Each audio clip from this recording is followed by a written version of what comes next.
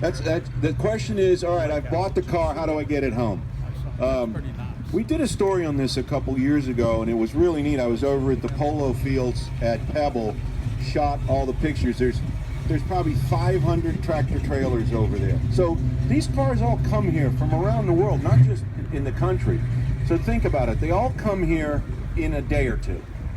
Or let's say over the spread of 4 or 5 days, but probably not any longer than that.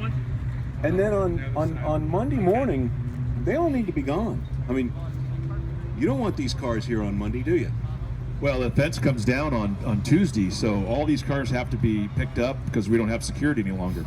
But with the relationships we have with transport companies on site as well as off site, we make it real easy for those guys to pick them up. They come in, and fortunately, picking up cars is a lot easier than dropping them off.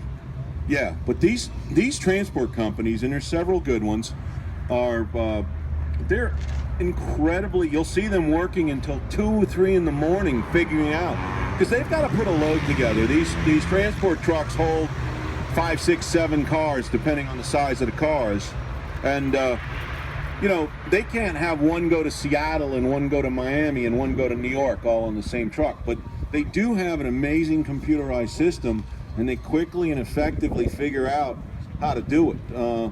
Guys like Bob Sellers at Reliable, he has to start drinking pretty heavy a couple days after this week, because this is a rough. You talk to him, he's sweating bullets. I mean, this is hard, but they do it. They're good at it. This is the most difficult from a logistical standpoint of any car show auction event. This is definitely the epitome of car guy thing in the world. This is it. There isn't a bigger event for car guys than Monterey, California in August. This is it.